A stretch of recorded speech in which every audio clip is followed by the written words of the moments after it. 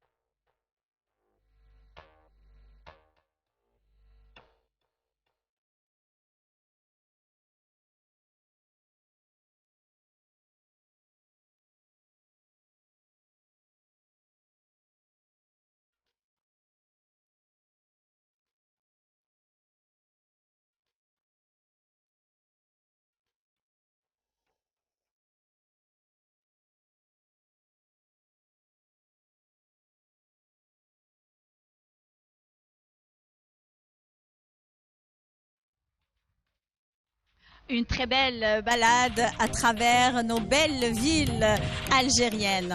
Eh bien, sans plus tarder, puisque je l'ai déjà dit tout au début, qu'on commence la journée avec un bon petit déjeuner, eh bien, ça tombe bien, puisque Fouzi Baïch, alors lui, je le rappelle, il est président du club des artisans et bien sûr, il tient aussi une école d'artisans boulangers.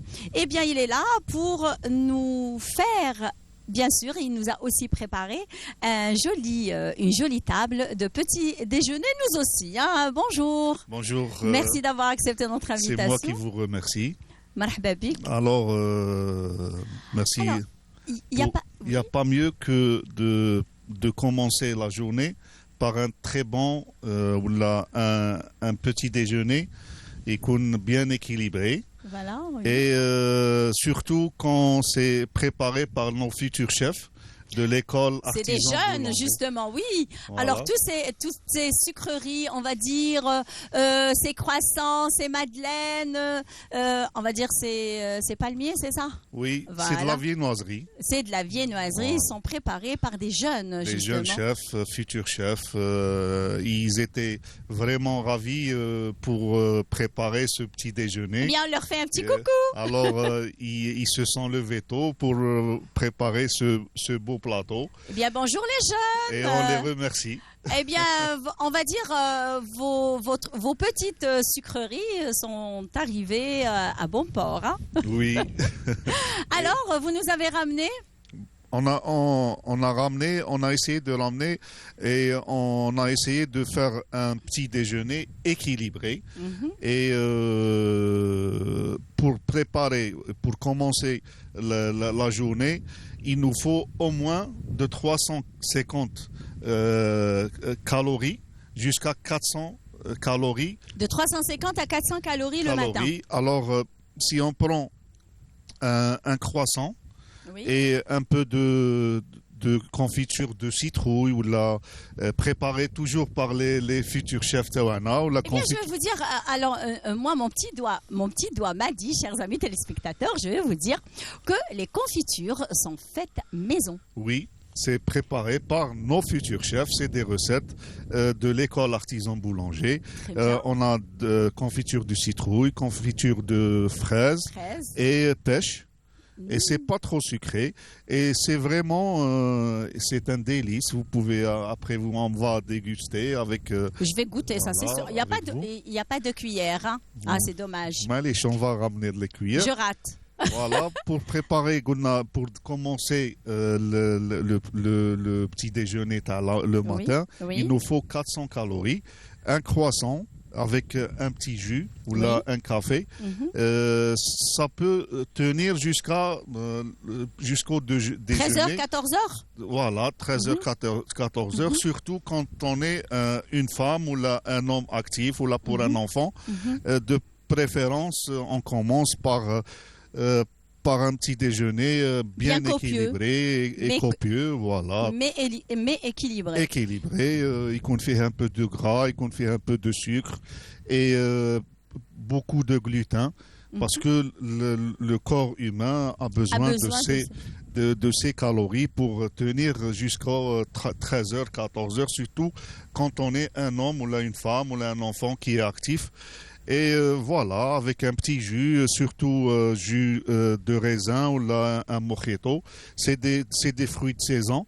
Et exactement, il faut en profiter. Surtout le citron. Voilà, le citron ou là les raisins, c'est des fruits de saison. Effectivement. Et il faut vraiment en profiter pour être bien dans son Ce sont des jus naturels. Voilà, c'est naturel et il n'y a pas beaucoup de sucre.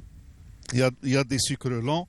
Mais des sucres rapides et c'est très bon pour la santé. Très bien. Alors aujourd'hui, d'ailleurs, Monsieur Baïch, on n'est pas là uniquement pour parler du petit déjeuner, mais vous avez été justement l'initiateur de beaucoup d'événements qui Pardon.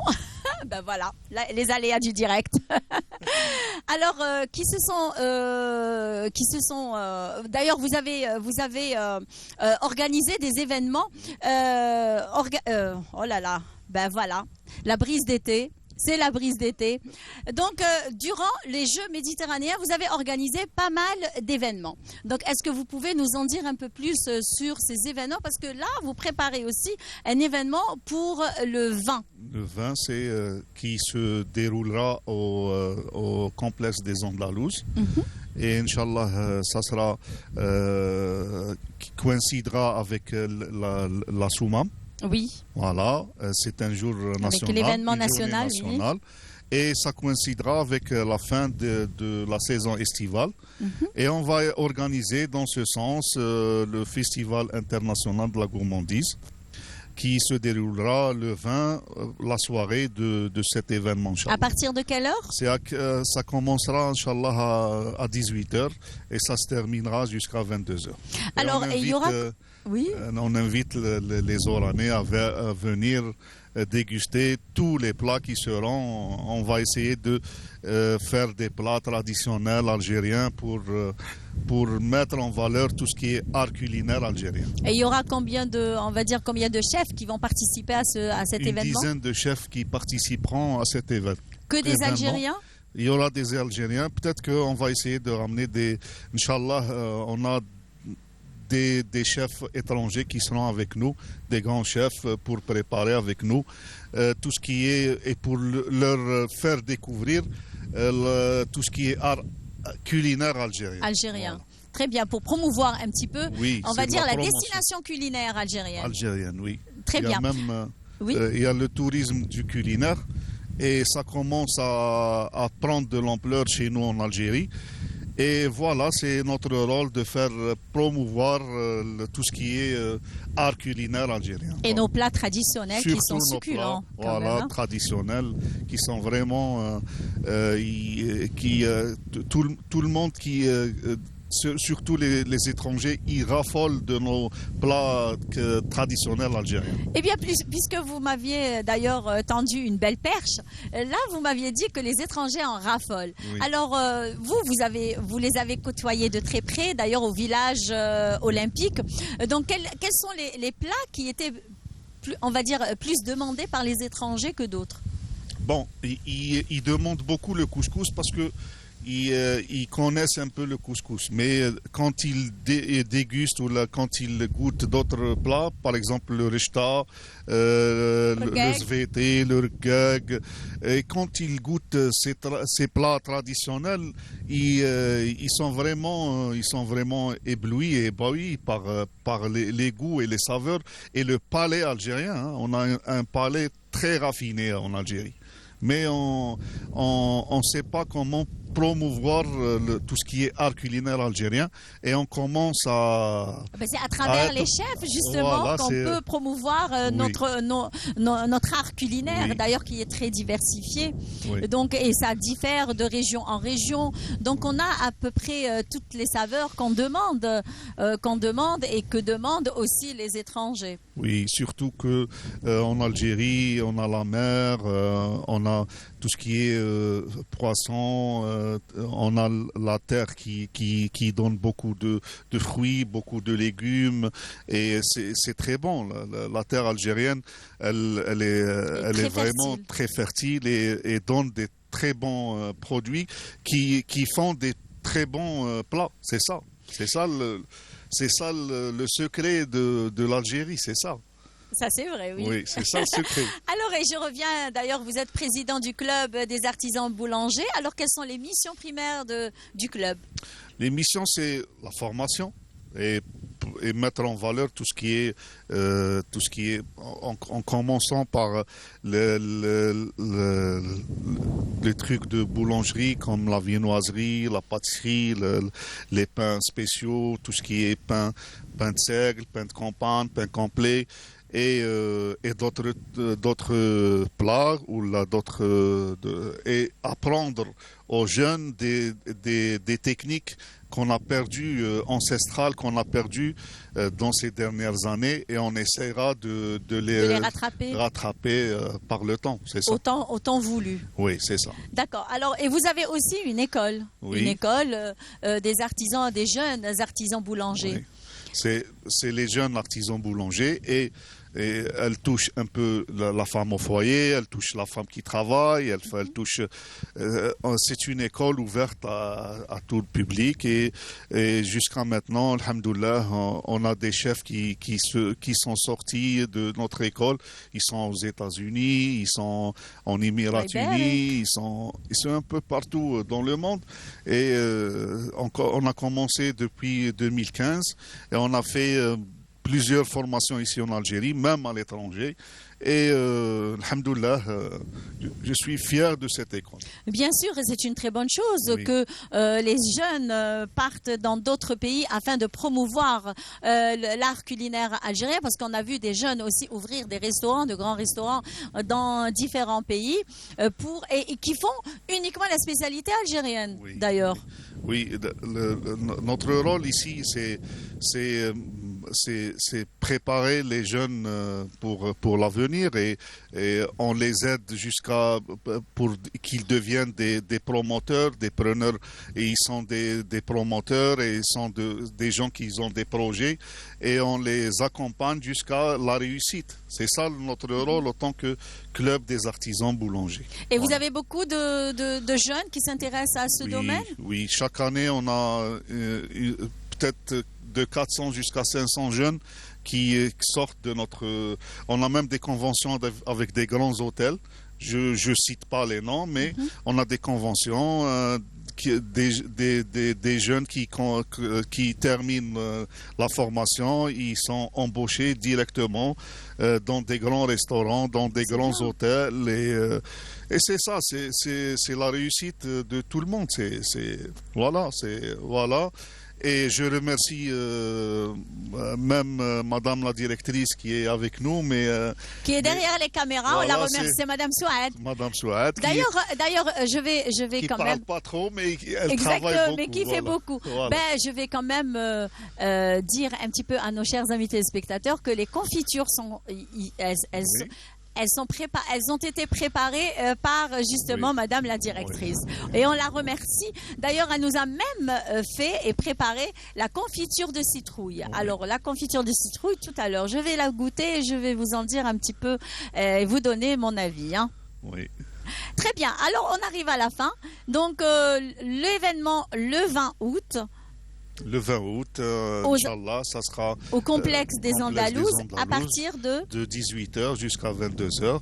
Et on invite les Oranais ou tout le public algérien à venir déguster nos plats algériens qui sont vraiment succulents, ils sont vraiment à la hauteur. Allez-y à la découverte, à la bonne découverte culinaire. C'est au complexe des Andalouses, c'est juste à côté d'ailleurs, à juste quelques kilomètres. Et quand on est en bord de mer, eh bien on va faire un petit crochet au complexe des Andalouses. Eh bien, merci beaucoup, Monsieur Baïch. Alors, depuis tout à l'heure, vous êtes sous le soleil. Oui. J'espère que vous n'avez pas eu de coup de soleil. J'ai pas eu le coup de soleil, mais j'ai eu la brise d'été.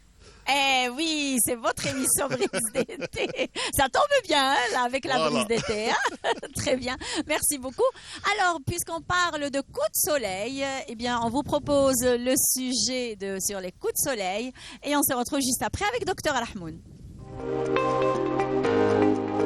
Une bonne journée à la plage où tous les ingrédients sont réunis. Mer, sable, baignade. Entre amis ou en famille, le soleil tape bien fort. Le risque du coup de soleil très élevé et ça nous est tous déjà arrivé. On profite du soleil, on bronze, tout ça, mais on se protège surtout du soleil par peur des coups de soleil et des problèmes de peau, tout ça. Et c'est magnifique, on s'amuse en famille.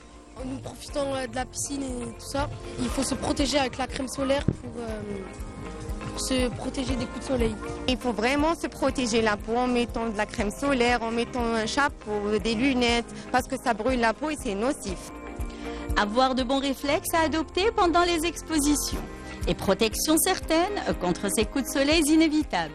Précautions à prendre, chapeau, se déshydrater, se munir surtout d'une bonne crème solaire protectrice. Plus la protection est élevée, les risques et les dangers sont minimes.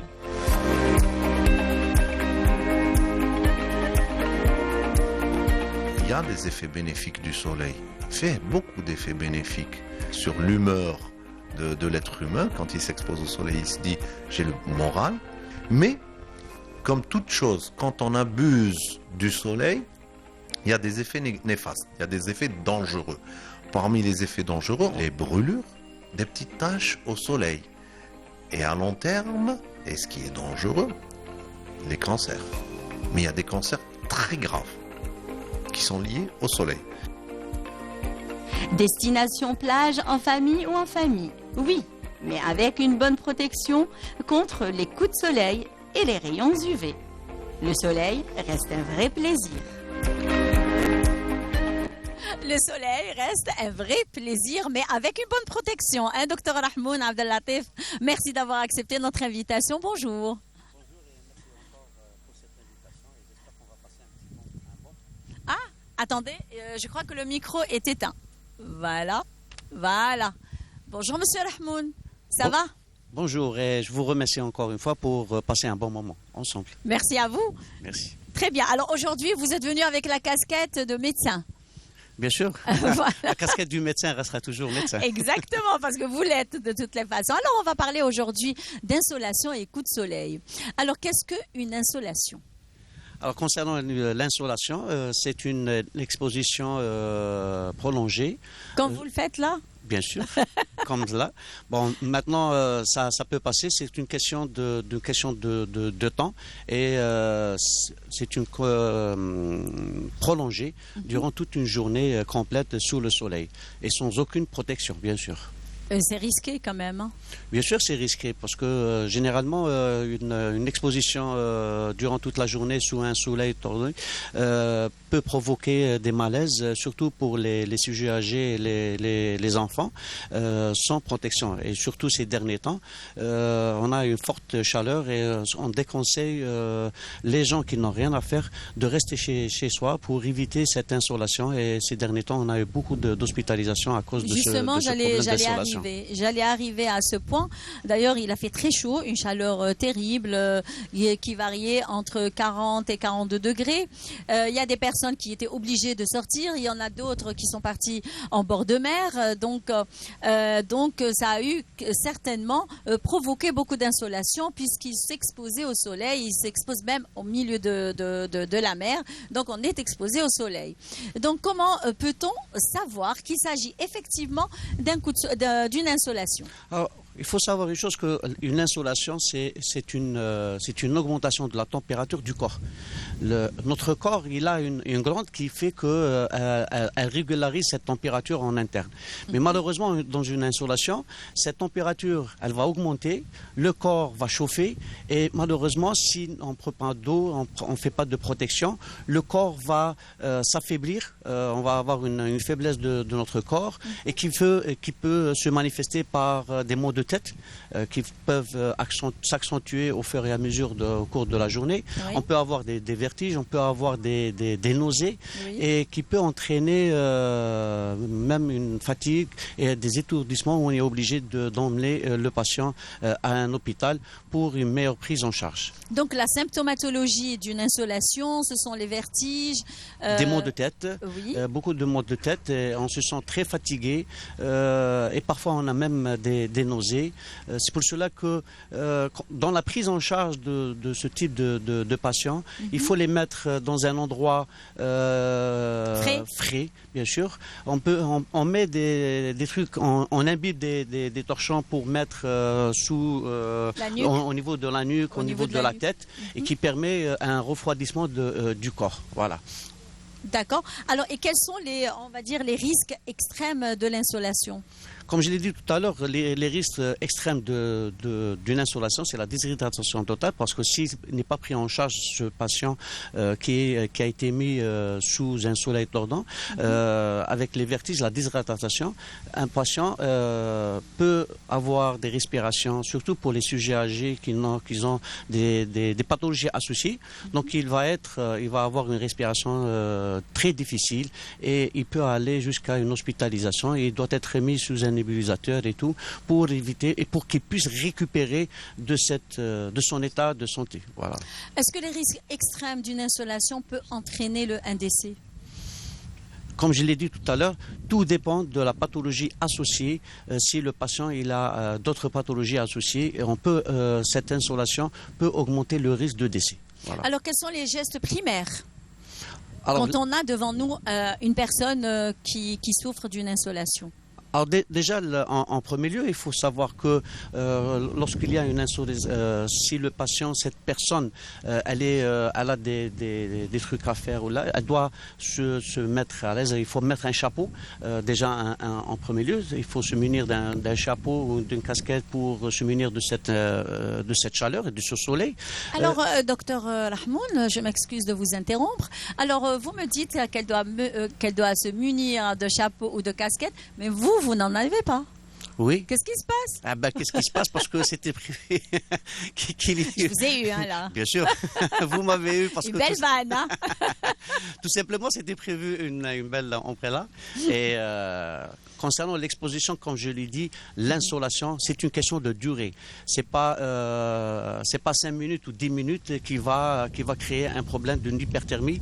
Comme je l'ai dit, notre corps a une glande pour réguler la température interne de notre corps. Donc les 10 minutes restées sous le soleil, c'est pas un grand problème parce que tout simplement juste après, on peut prendre de l'eau. Il y a des gâteaux qui ont été Justement. ici et on peut se rafraîchir. Vous pouvez vous servir le jus que vous voulez, raisin ou citron. Ça sera après.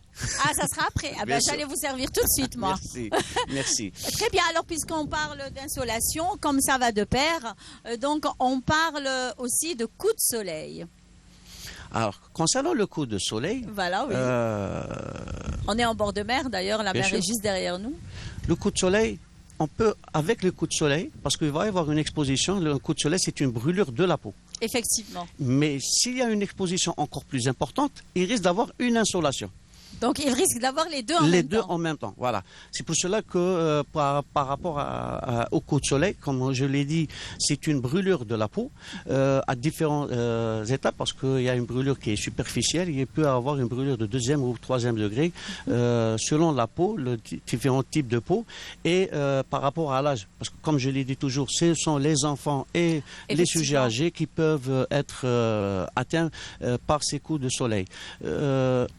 On peut différencier concernant ces deux pathologies. Ces deux pathologies, non, c'est surtout par rapport au coup de soleil. Coup de soleil, oui.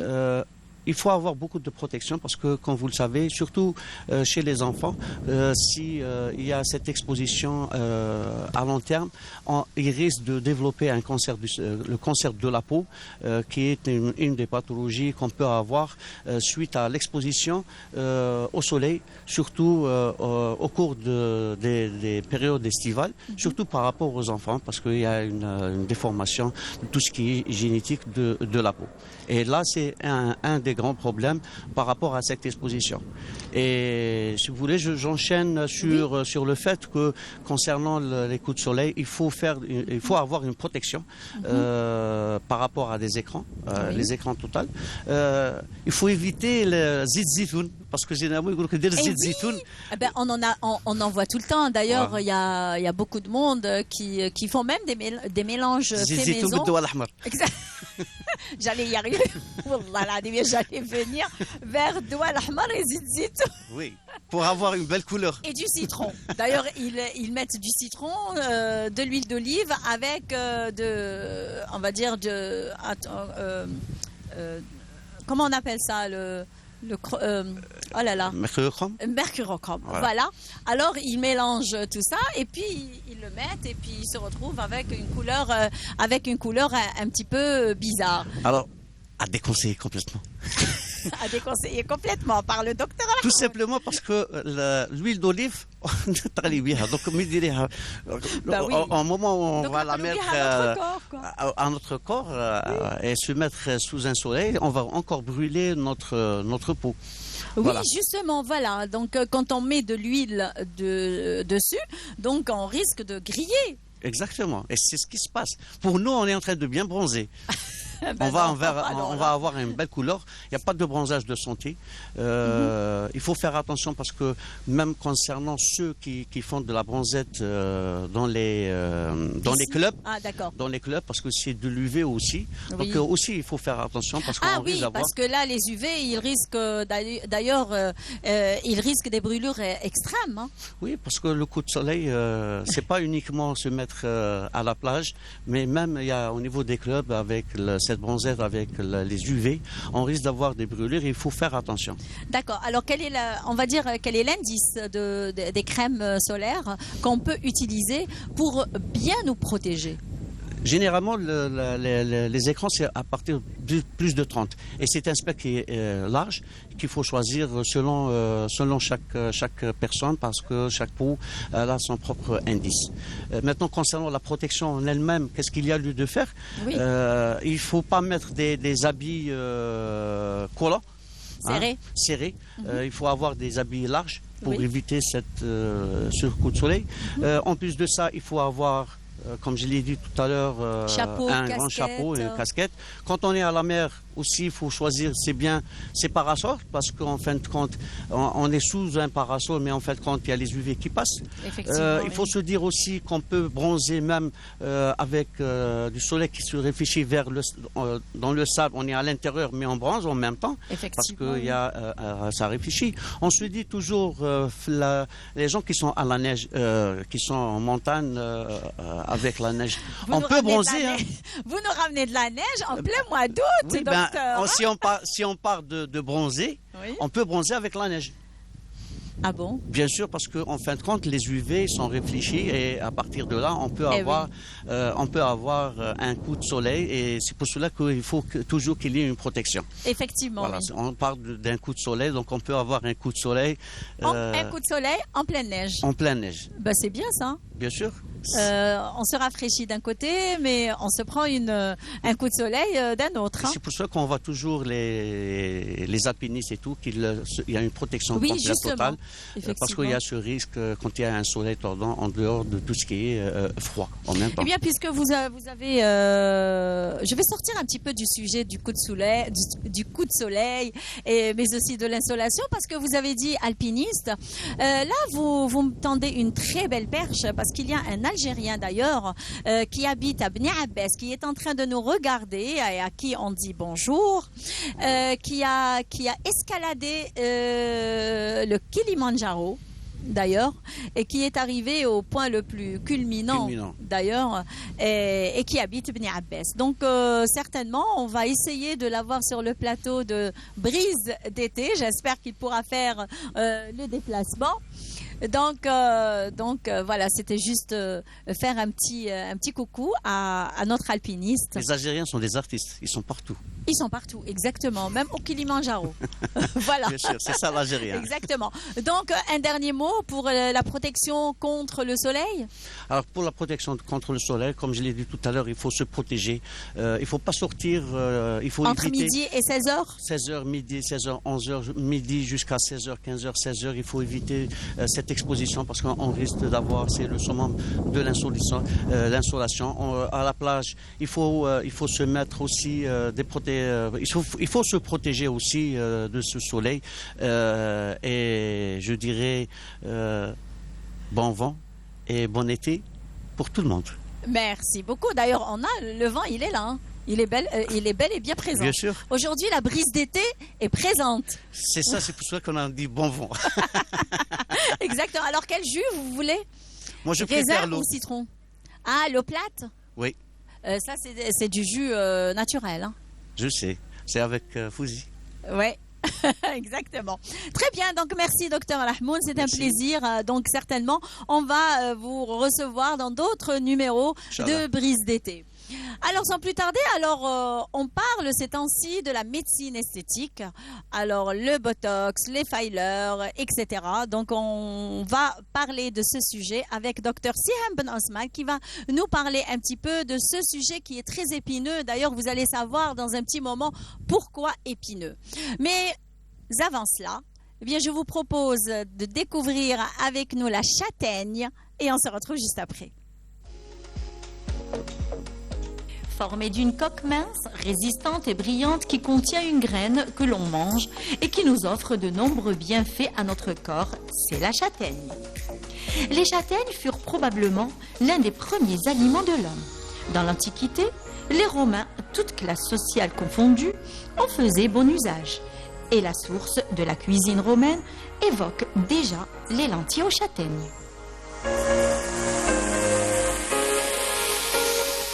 Un fruit qui se consomme sous de nombreuses façons.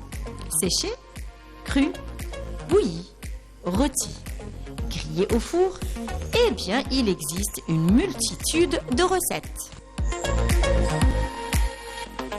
Flan, crème de marron, confiture, en sirop ou glacé, mais également la farine de châtaigne est très appréciée dans les gâteaux, le pain, des crêpes et des raviolis. Elle convient notamment aux personnes qui souffrent d'allergies aux céréales. La châtaigne regorge de vertus santé et grâce à sa richesse en fibres, préserve le transit intestinal. Elle se digère très facilement après cuisson. Attention à ne pas la consommer crue. Et nul besoin d'ajouter des matières grasses pour préparer et cuisiner la châtaigne. Ce fruit apprécié par les sportifs grâce à sa richesse minérale, mais aussi un allié de taille. La châtaigne hydrate et purifie la peau. Eh oui. Mais comment bien choisir ces châtaignes? On les choisit bien pleines, lourdes et brillantes. Et surtout les éviter desséchées qui ont des trous. Impératif, les consommer sans tarder. Les châtaignes jouissent de plusieurs caractéristiques nutritionnelles qui s'avèrent bénéfiques pour les maladies cardiovasculaires, diabète et pour certains cancers. Les châtaignes ont une forte proportion des calories complexes, utiles pour les personnes qui doivent surveiller leur index glycémique. La richesse en fibres et sa tenue en magnésium, en cuivre, en vitamine E et en antioxydants.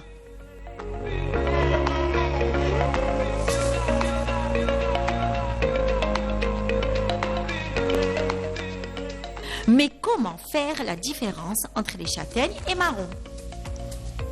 Alors qu'on se régale de dinde au marron, ou de marron glacé, ou encore marron chaud, on se demande pourquoi certains affirment que les marrons sont toxiques.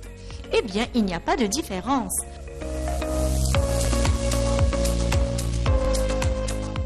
Les marrons qu'on avale avec gourmandise sont des châtaignes, le fruit du châtaignier. Une fois cuites, on les appelle marrons. Par contre, attention, il y a des marrons toxiques qui sont plus arrondis et bien plus gros que les châtaignes comestibles, qui sont pour leur part plus aplatis et de forme triangulaire. Pour faire le plein de châtaignes et de tous ses bienfaits, il ne vous reste qu'à vous promener et en cueillir. La châtaigne, un fruit qui donne la pêche. La châtaigne, un fruit qui donne la pêche. Eh bien oui, mais il y a d'autres moyens aussi de se donner de la pêche en plein été. Eh bien, comme je vous l'ai déjà annoncé, nous avons avec nous Dr Sihem Ben Ousmane. Alors elle est médecin, spécialiste en esthétique. Bonjour et merci d'avoir accepté notre invitation. Bonjour, avec grand plaisir. C'est toujours un plaisir que de venir à votre plateau. Merci. Alors, vous avez été fraîchement installé.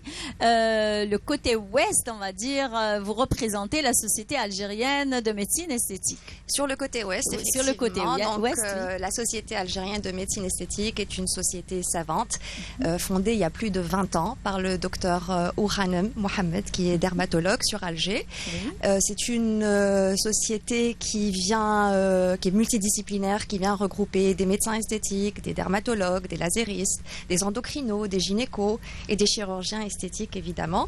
Et donc cette année, je suis très heureuse de pouvoir représenter l'Ouest puisque ce bureau directeur au niveau d'Alger est secondé par des confrères régionaux et pour l'Ouest cette année, voilà.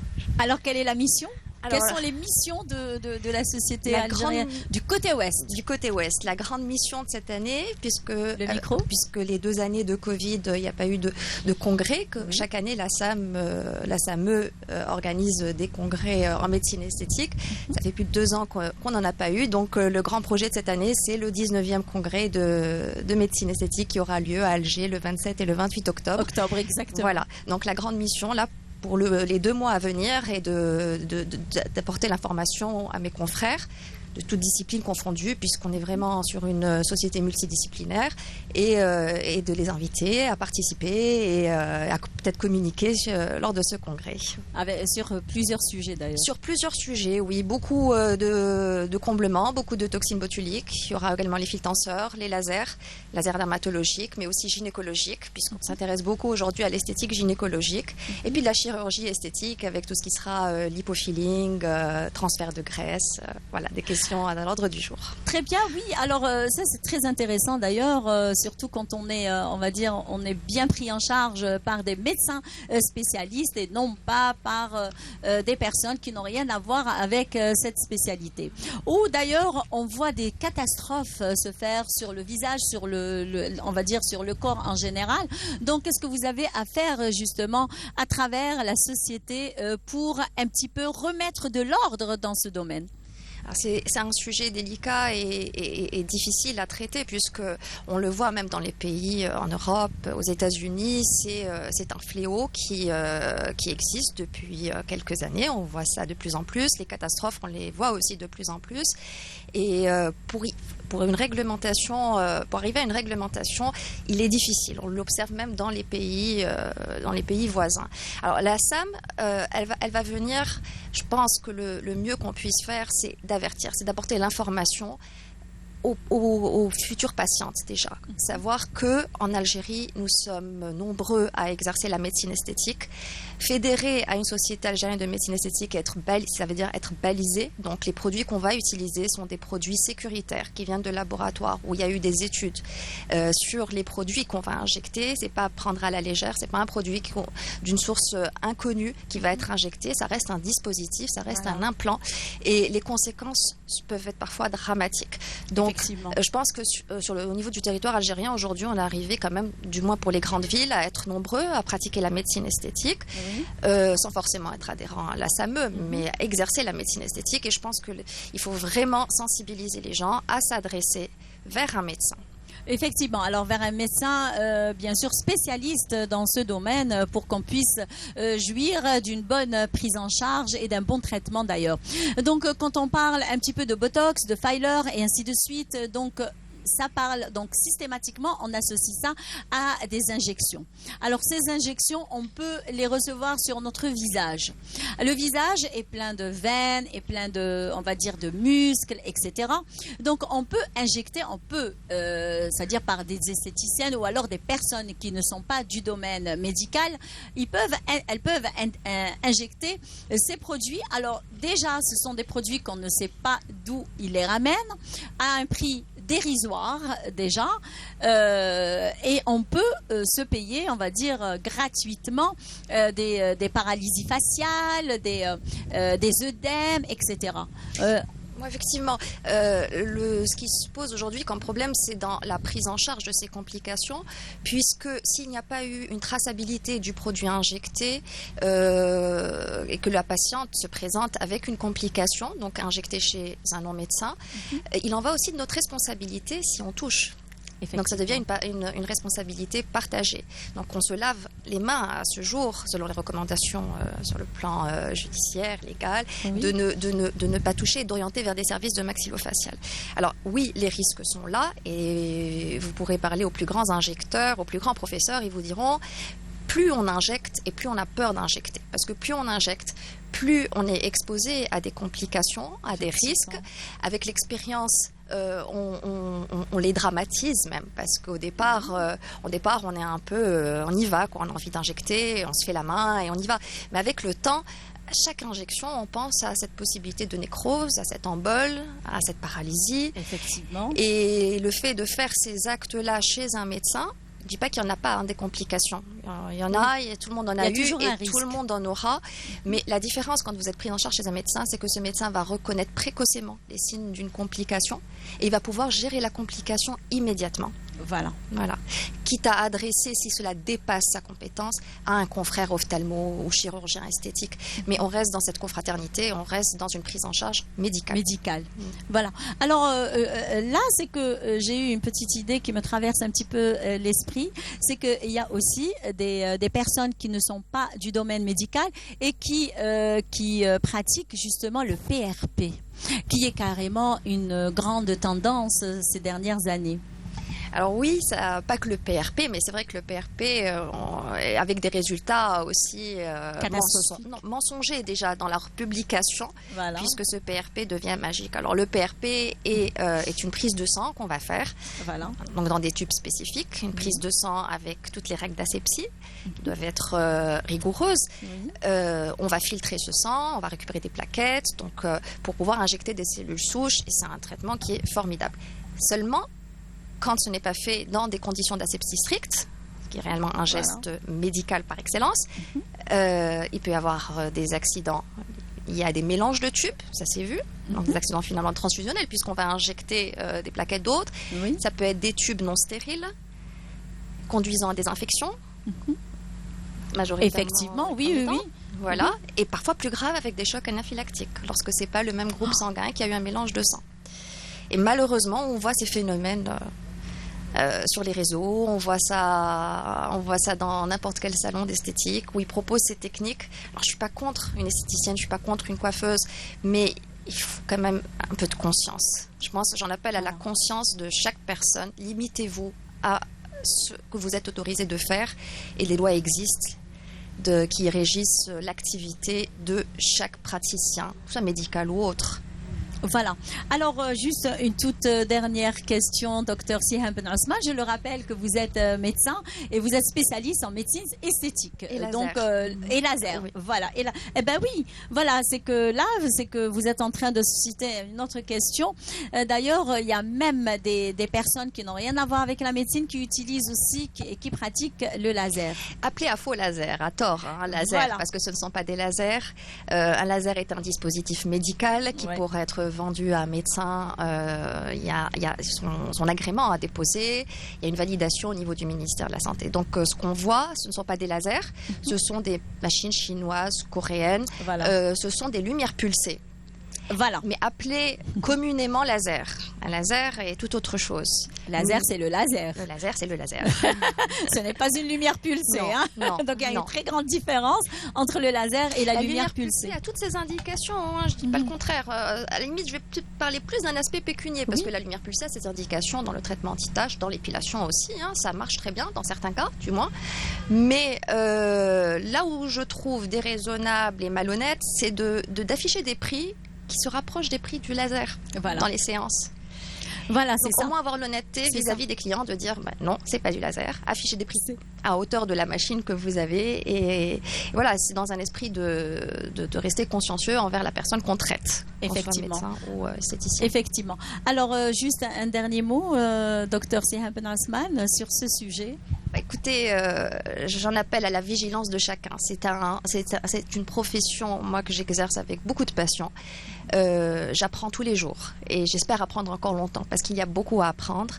J'appelle mes confrères à cultiver cette confraternité parce que seul on ne peut pas avancer, c'est pas vrai. On a tous des lacunes, on a tous des soucis au quotidien. Donc cultiver cet esprit de confraternité. J'en appelle aux dames qui sont à la maison, qui nous écoutent. Ne succombez pas aux publicités que vous allez voir sur les réseaux. Rapprochez-vous de professionnels de la santé. On est nombreux. Tous aussi bons les uns que les autres. Mais on est nombreux. Donc, il y a le choix. Il y a le choix en fonction de votre situation géographique, en fonction de vos moyens, en fonction de l'équipement que le médecin aura ou pas. Mais ne risquez pas. Ne risquez pas votre santé. Effectivement. Et aussi, ne risquez pas de votre corps. Surtout. Surtout. Parce que quand on a une déformation du visage, on ne peut plus rattraper ça. Parce que ça y est, le mal est fait, l'œdème est là. On ne peut pas rectifier vraiment, même médicalement parlant, on ne peut pas rectifier grand-chose. On n'est pas sur de la chirurgie esthétique. Donc, c'est vrai qu'en médecine esthétique, c'est souvent réversible. Oui. Sauf quand on est dans des grosses complications. On parlait de nécrose, on parle d'embolie, on parle de cécité quand on injecte un cerne. Donc pour ce type de complications, évidemment, ce ne sera pas réversible. Pour la majorité, tout ce qui est œdème et chymose, c'est réversible. Ah, donc c'est bon. C'est réversible. Mais les complications les vraies complications, rares peut-être, mais qui existent, elles sont définitives. Oui, c'est les paralysies qui sont définitives. Ah bah très bien. Merci beaucoup, docteur Merci à Ben vous. Asma, c'est toujours un plaisir. Et bien certainement, on va vous réinviter une autre fois, bien sûr, lors de la rentrée, parce que là, vous allez partir en vacances. Donc, bonnes vacances et bon séjour. Merci. Alors, quant à moi, chers amis téléspectateurs, on vous propose cette petite boucle et on se retrouve juste après.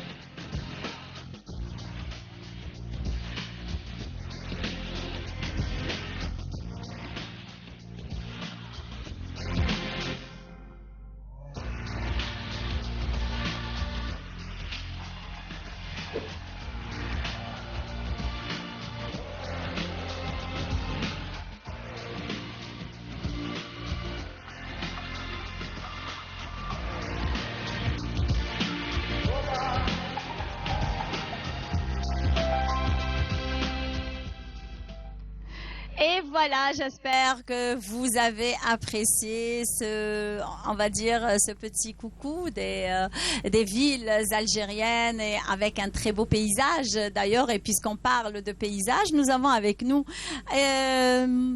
je partage le plateau. C'est toujours un plaisir d'ailleurs de l'avoir juste en face de moi ou alors à côté de moi, c'est Ilyes Benzien. Bonjour, ça va? Bonjour Iman. Tu vas bien? Très bien, très bien. Non, c'est tutoie parce qu'on est toute la journée ensemble, donc on travaille ensemble. En tout cas, merci beaucoup pour l'invitation. Merci à toi de me dire c'est bon, je t'accompagne aujourd'hui, ça va? Je suis avec vous, c'est bon. Avec toi. Très bien, d'accord.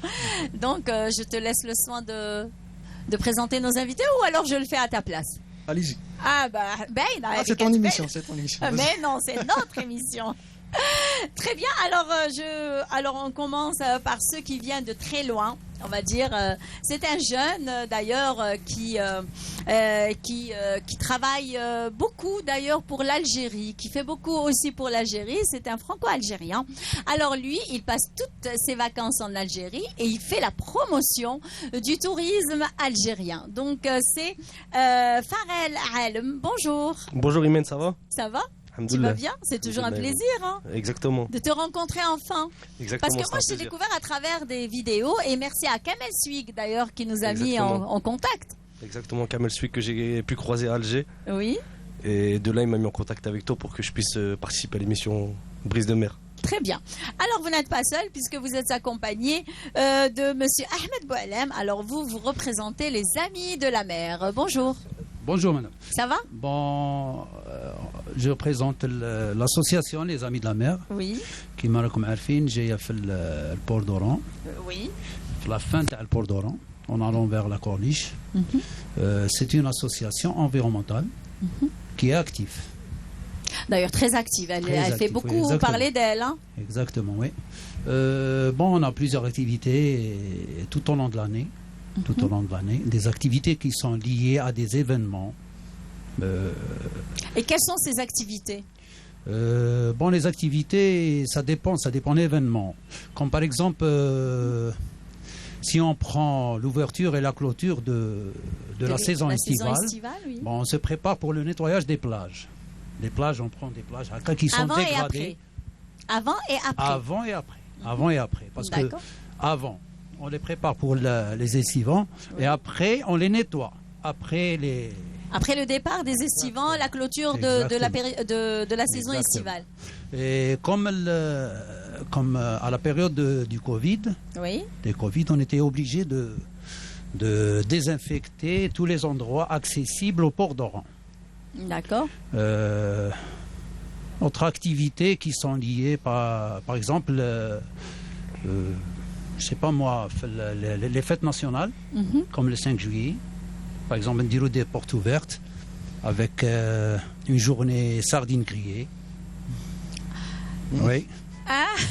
Sinon, à part ça, on fait les soirées paella.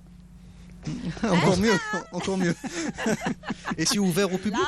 Là, on fait les portes ouvertes, madame. Ilyes, il pose même la question si c'est ouvert au public ou pas. Donc oui, justement, c'est ouvert au public, donc bienvenue à tous.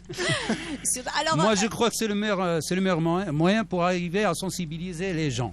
Effectivement. Du côté environnemental. Effectivement, parce que là, quand vous avez dit on va dire une partie de sardines grillées ou alors une partie de paella, donc on choisit entre les deux ou là on peut les prendre les deux? Bon, la sardine, c'est la journée, la paella, c'est le soir. Donc on a qu'à passer pour créer une certaine pour essayer de créer une certaine ambiance au sein de notre association. Le micro. Oui. Pour essayer de créer une certaine ambiance au sein de notre association. Ah ben voilà. Uniquement au sein de votre association.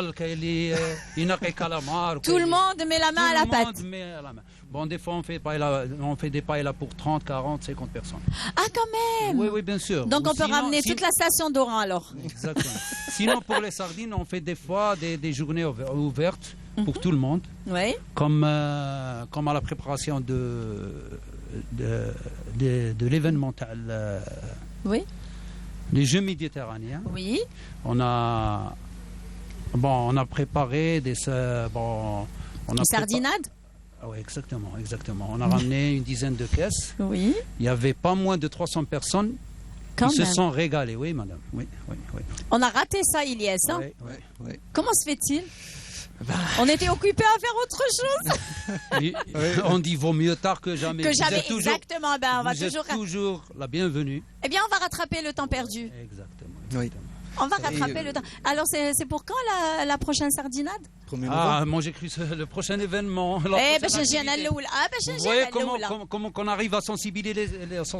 voilà, vous m'avez vraiment sensibilisé. C'est vraiment joindre l'utile à l'agréable. En plein dans le mille. Vous êtes le bienvenu n'importe quel moment. Le micro. Oui. Je crois le prochain événement, ça sera à la clôture de la saison estivale. Et ça va être aux alentours du 30-31 premier maximum. Parce qu'on doit préparer dès maintenant. Finalement, chers amis téléspectateurs, il ne veut vraiment pas du tout nous donner la bonne date. Hein. Allez, non, parce qu'il y a deux événements qui sont liés, madame. Il y a l'événement à la clôture de la saison estivale. Oui. Il y a le nettoyage des îles Abibas.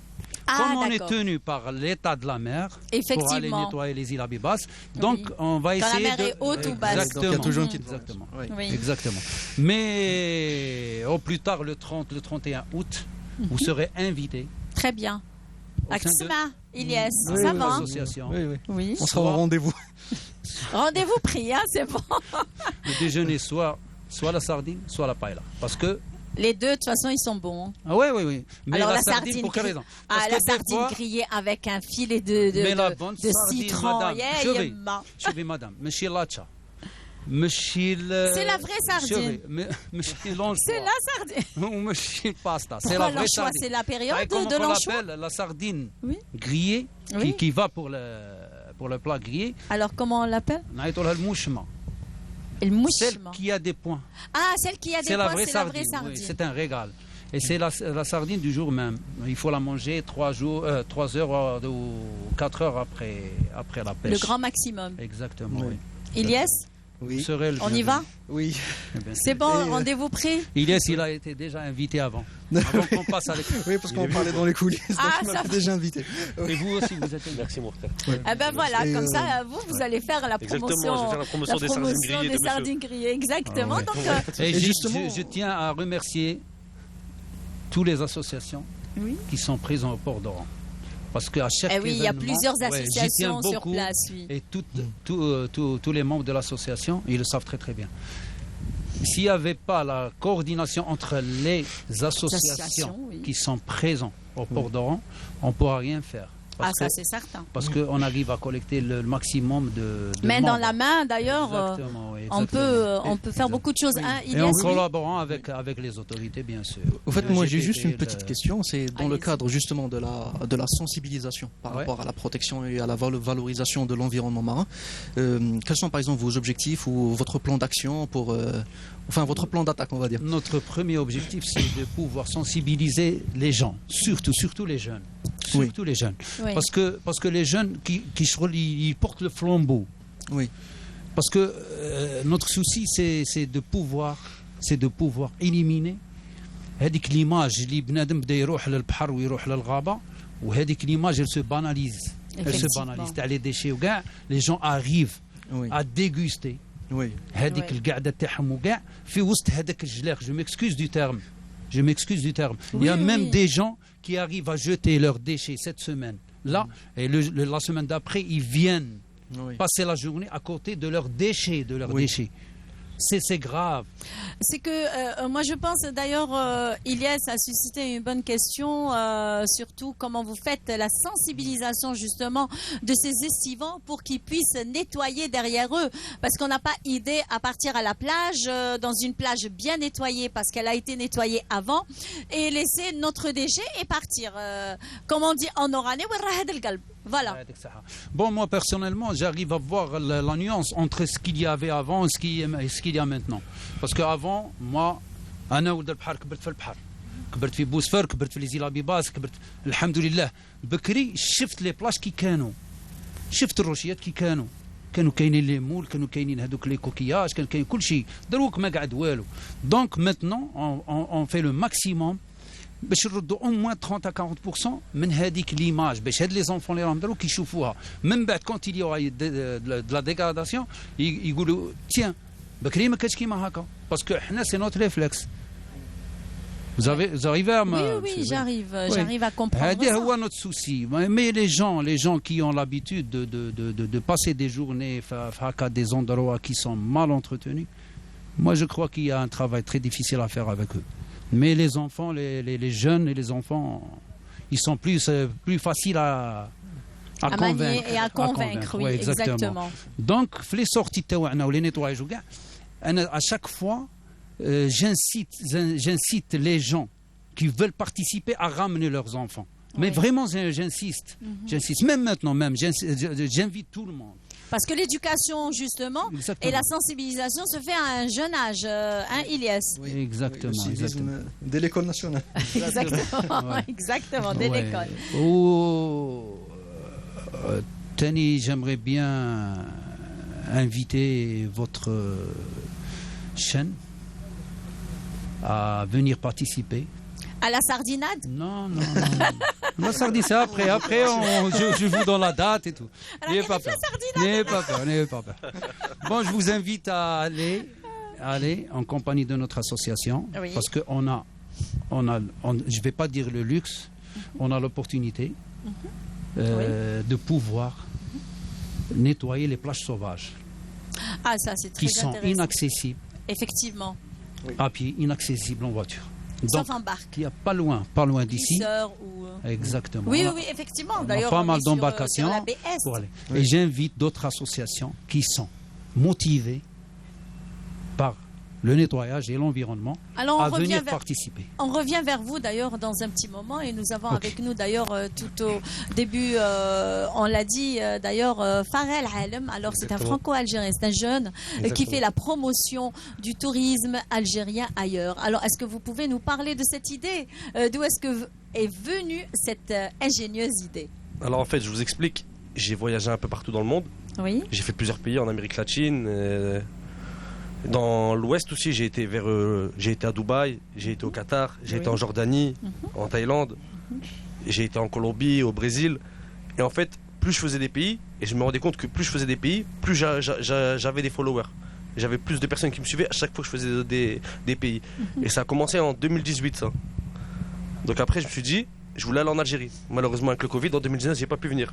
Ça fait 2 ans que j'attends de venir en Algérie pour pouvoir montrer à mes followers et à tous les gens franco-algériens comme moi qui me suivent et tous les Algériens dans le monde qui me suivent, que montrer que notre pays, ça reste le plus beau et que c'est la plus belle histoire, c'est l'histoire de notre pays à nous. Et pourtant, Ilyes, il est parti au Brésil, on va dire pas uniquement au Brésil, donc vous avez un petit peu sillonné beaucoup de pays, beaucoup de pays qui font rêver justement les personnes et les motiver d'aller vers ces pays-là, ces beaux pays pour passer des vacances, etc. Mais vous avez choisi l'Algérie. Exactement, pour moi, je suis quelqu'un qui aime son pays. Je suis algérien. En effet, j'ai fait une dizaine de pays, mais pour moi, le plus beau pays, ça reste l'Algérie. La plus belle histoire, je vous dis, ça reste l'Algérie. Et là, cette année, c'est pour ça que je suis venu, pour montrer Je suis parti de Constantine à l'est du pays, pour arriver jusqu'à Mania, de l'autre côté, à l'ouest, en restant 2-3 jours par ville. Vous voyez ? Et on remarque aussi que justement dernièrement l'Algérie commence à connaître un certain regain d'intérêt, notamment quand on voit certains vidéastes qui sont en train de venir un peu partout du monde. Donc on a eu par exemple un Anglais qui est venu il y a pas si longtemps et qui a fait énormément de vues. Donc déjà l'Algérie fait des vues. Exactement. Il y a un chanteur connu, un DJ connu américain, DJ Snake, il est venu ici à Oran. Effectivement, oui. Il a tourné son clip ici à Oran devant l'ancienne disco Maghreb. Il est monté à Santa Cruz. Oui. Déjà juste ça fait venir des Algériens de France. Déjà le fort de Santa Cruz, il nous fait rêver. C'est un fort d'ailleurs qui est devenu par la suite la carte postale d'Oran. Exactement.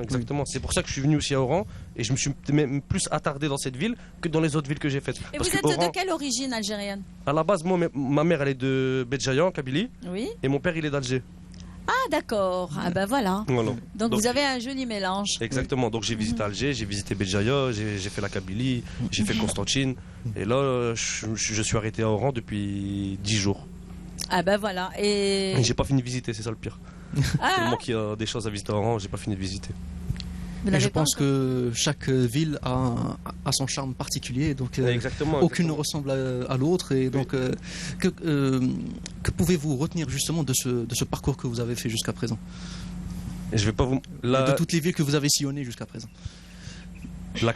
Alger, la capitale, avec son histoire et tout, les anciens quartiers français, les architectures haussmanniens et tout, ça fait rappeler la France. Quand on y va, ça fait rappeler la France. Moi, j'ai visité la France aussi et ça fait rappeler ça. Mais franchement, je reste sur l'une des meilleures villes d'Algérie, c'est Oran. Pour moi, c'est Oran. Pour moi, c'est Oran. De toutes les façons, ça reste toujours des villes qui ont su et qui ont connu le passage de plusieurs civilisations. Exactement. Que ce sont des civilisations très diversifiées et chaque civilisation laisse des empreintes, que ce soit par rapport à, on va dire, à tout ce qui est site historique, tout ce qui est immeuble, tout ce qui est Ilyes. Oui, absolument.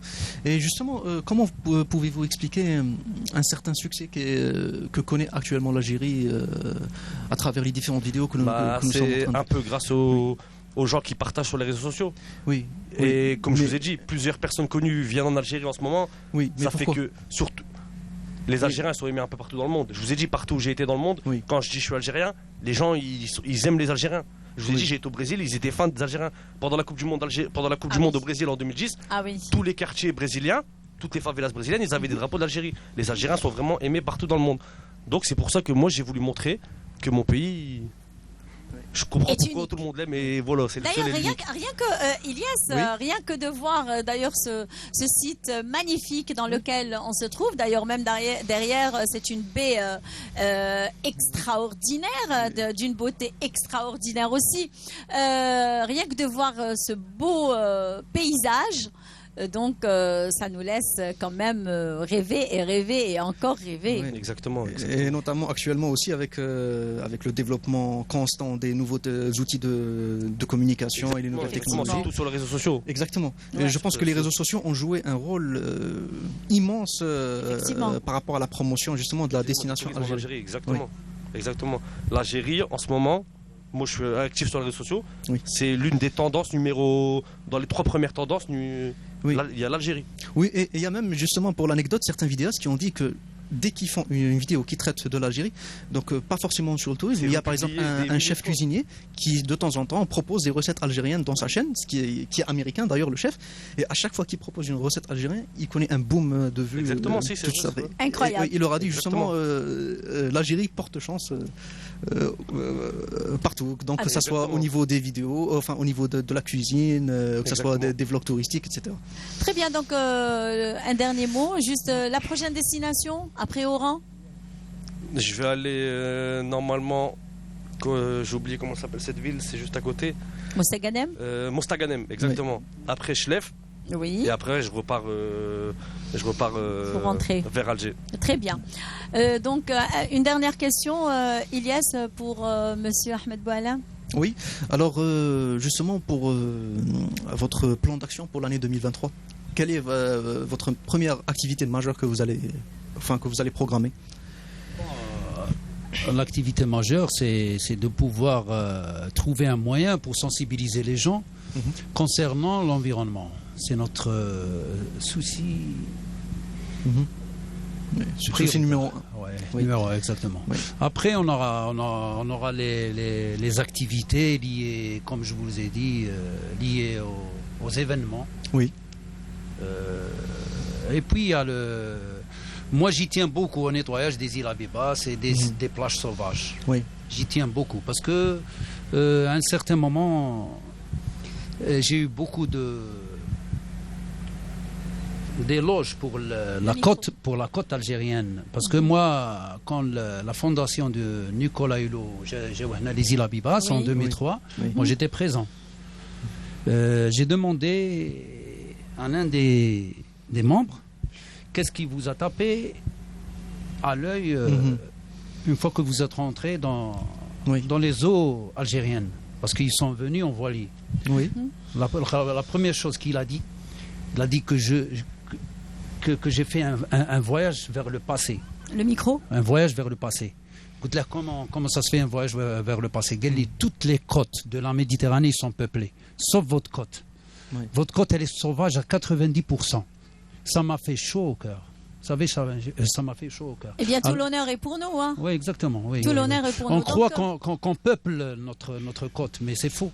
C'est faux. Ouais. La majorité de la côte, elle est sauvage. Donc, on vous souhaite un bon courage dans vos missions, on va dire. Et on attend la sardinade. Hein. Oui, l'invitation tient toujours. Tient toujours. Hein. Bien sûr. On viendra avec bien sûr. Très bien. Alors, merci Farel. C'est un plaisir et bonne continuation. Merci, je te remercie beaucoup. Donc, Ilyes, vous restez avec nous. Hein. D'ailleurs, comme on dit, d'accord. Avec, puisque on dit donc moi je vous dis alors et ce n'est pas moi qui le dis hein, d'ailleurs c'est Cheb Qadiri avec un Khalik Torohi et on se retrouve juste après avec l'artiste.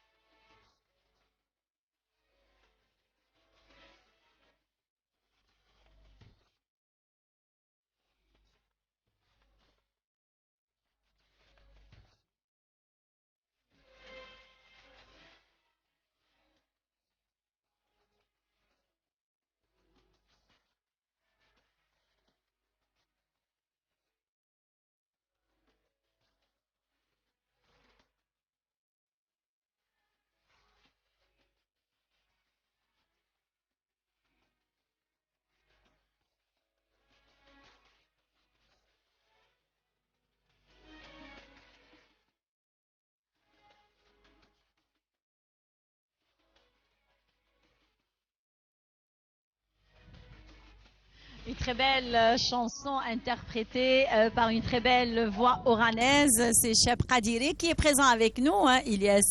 Oui, oui. Bonjour. Sabah Nour. Sabah Nour, bonjour. Oui, marhaba bik. Je veux saluer tous les Algériens. On dit bonjour, on a comme Mabrouk. Merci. En tout cas, une très belle chanson. Hein. Vous aimez la musique J'ai beaucoup aimé d'ailleurs.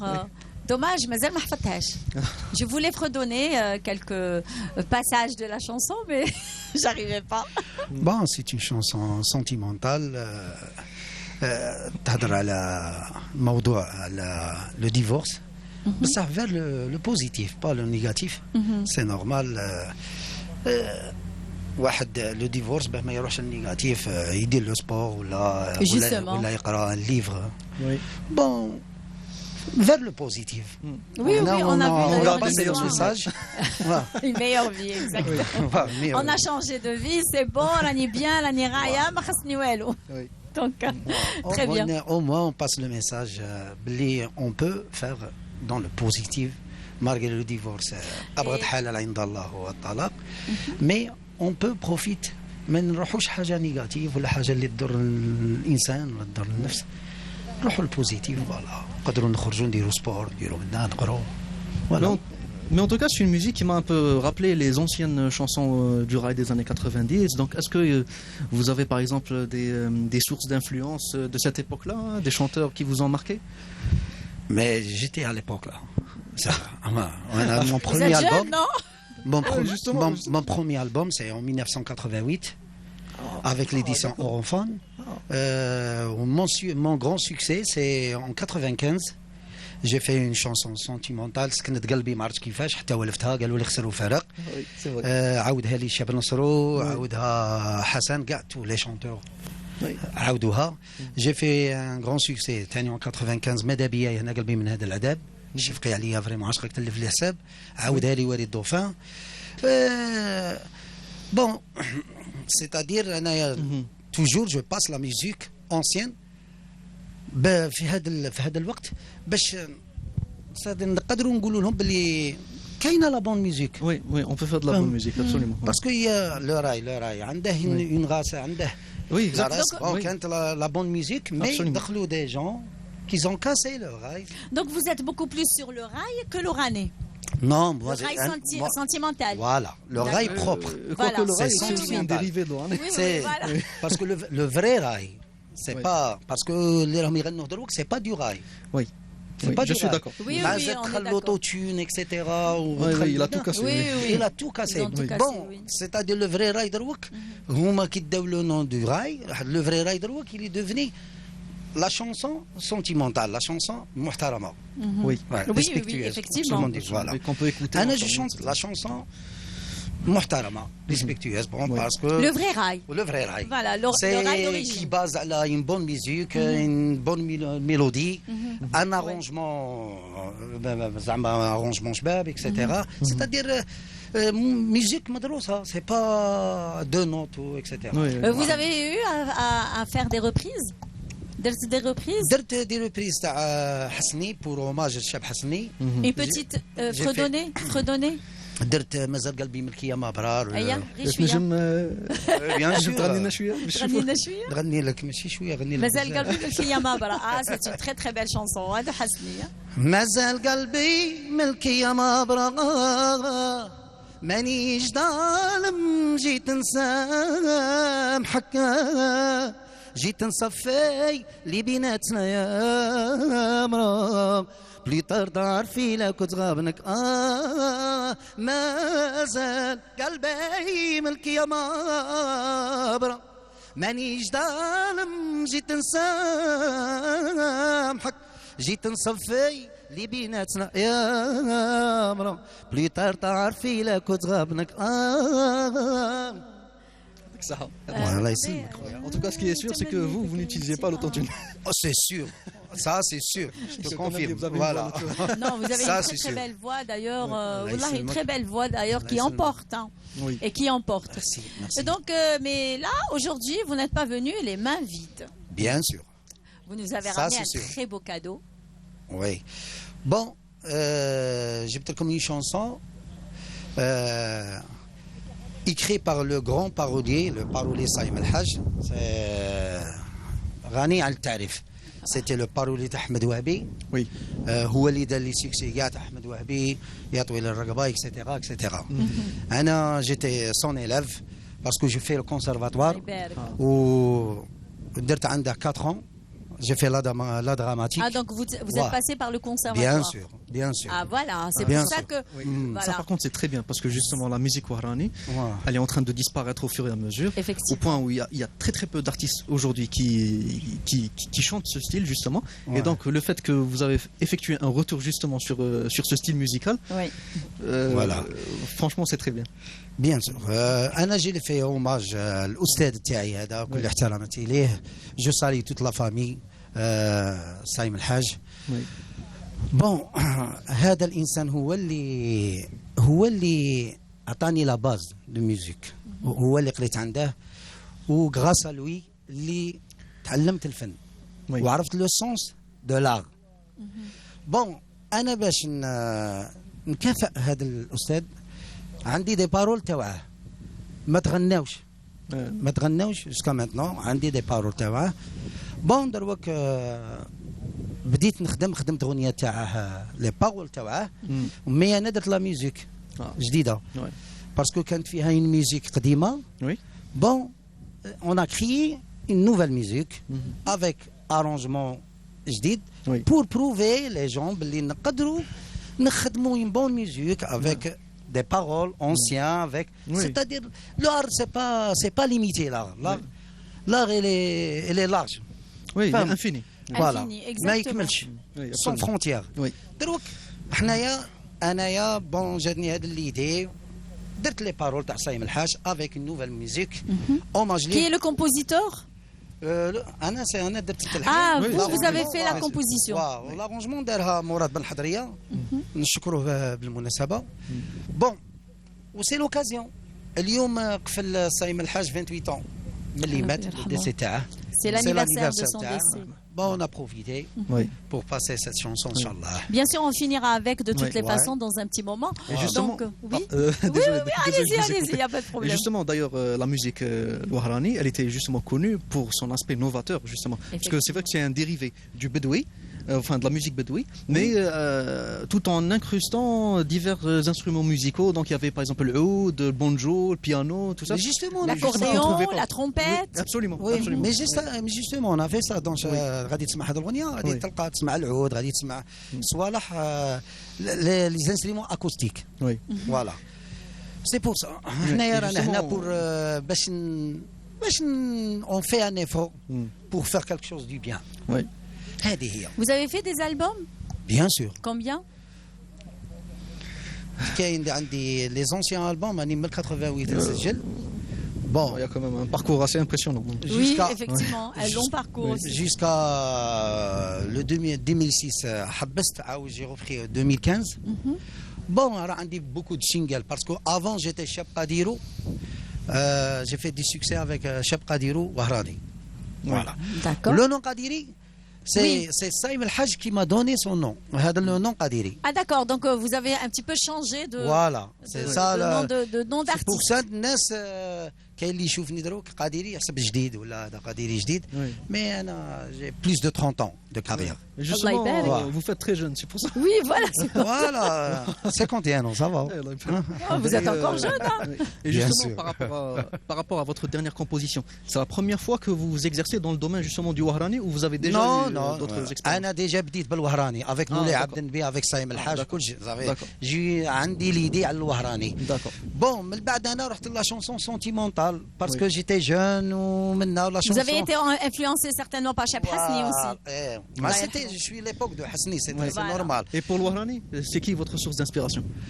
بون الوهراني انا نبغيهم كاع. انا نبغي احمد الوهبي بزاف فاهم. سي لو بير بلاوي الهواري الله يرحمه احمد الوهبي. Alors parce que là Ilyes aime beaucoup Ahmed Saber d'ailleurs.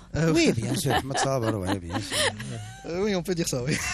Saber, c'est-à-dire ما لحقناش عليه.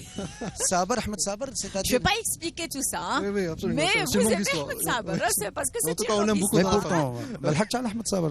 Non. Non, pas du tout. Mais par contre, c'est-à-dire qu'on a l'occasion quand même d'écouter Ahmed Saber. D'ailleurs, à travers ces chansons, ce sont des chansons où on sort avec une certaine moralité. C'est-à-dire une certaine moralité, ce sont des histoires, ce sont des vécus. Vous me tendez la perche justement, parce que la musique wahrani, beaucoup ne le savent pas, mais c'est une musique engagée. C'est que, bon, elle a été créée dans les banlieues d'Oran dans les années 30, et ses paroles étaient teintées toujours de métaphores politiques par rapport à la colonisation, etc. Effectivement. Mais c'était un outil, en tout cas, c'était un outil de communication et de combat. Oui.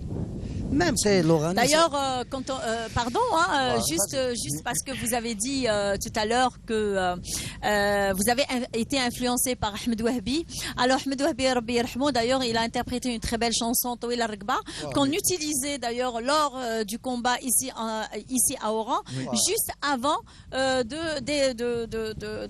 on va dire comment on dit ça, d'exécuter quelqu'un, ou alors au marché d'ailleurs. C'est une histoire que tous les révolutionnaires oranais le racontent. Dès qu'ils écoutaient la chanson Tawil al-Ragba, il y a quelque chose qui va se passer à Oran. Absolument. Absolument. المهم نوبلي با بلي الوهراني هو اللي خرج منه كل شيء. C'est-à-dire الوهراني c'est un mélange دوم البدوي. C'est une musique. Ils ont modernisé la musique. Voilà, ديك l'époque. وكانت ناجحة. On retrouve même de la musique latine. Effectivement, oui. لا بزاف فيها لاتين بدوي etc. C'est-à-dire elle est riche. Elle est très riche. Très riche, très vaste. أنا دروك طون كي ولا له راي من انا رحت لا شونسون سونتيمونتال وليت لوراني جي في ثاني رetour à la source. ودرت اغنيه دينيه ثاني اغنيه دينيه درتها نديو افيك ان شونتور كي ابيت اون المان عبد الحق الصنوبري وثاني سي اون نوفيل اكسبيريونس و جو في فار اغنيه وطنيه ثاني على بلادي على الجزائر فاهمه باسكو انا بوبي كيما هذا الا بنغنوا عليه سا سي سيرتان وي وربي عطانا كل شيء في هذا البي الحمد لله عطانا لا ناتور عطانا الصحراء عطانا الغابه on peut dire Ilyes que l'Algérie est dans le cœur الجزائر في القلب bien sûr هذه بلادنا ونبغوها c'est normal. Donc un dernier mot, on arrive à la fin de notre émission, juste avant de nous interpréter d'ailleurs la chanson de parole de Cheikh Saïd. Effectivement. Donc un dernier mot. Donc merci beaucoup, merci de nous avoir honorés justement de votre présence en cette matinée dans votre émission estivale Brise d'été. Donc je vous laisse le dernier mot à vous, Ilyes Benziane. Eh bien, en tout cas, merci beaucoup à toi, Imen, pour cette invitation. De m'accompagner. C'était un moment très très plaisant, comme toujours d'ailleurs, et merci à tous nos fidèles téléspectateurs pour nous avoir suivis. Et merci à toute l'équipe qui nous a accompagnés à leur tête, notre réalisatrice, notre jeune réalisatrice Selma Khalladi qu'on remercie d'ailleurs, et merci aussi à Zino, le jeune monteur, merci à toute l'équipe technique qui est là, l'équipe aussi de la télédiffusion de la TDA. Merci à tous nos caméramans qui nous entourent et qui nous accompagnent jusqu'à cette heure-ci, de toute façon, et sous le soleil tapant. Donc merci Ilyes, on vous laisse interpréter cette belle chanson. Oui, avec on se quitte en musique. Au revoir.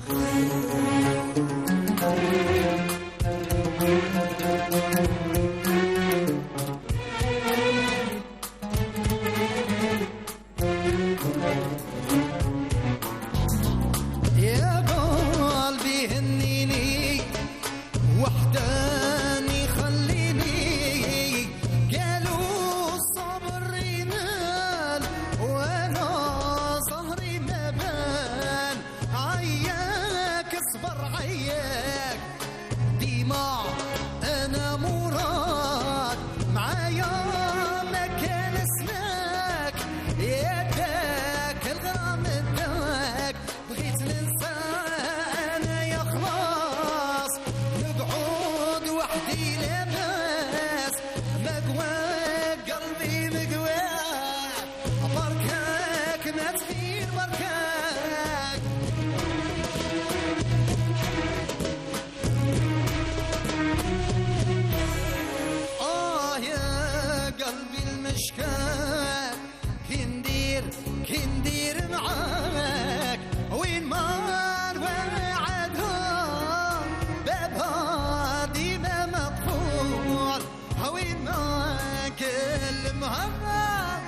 تليفونها مشغول يا صبر يا قلبي صبر من نحنا راني مدور بغيت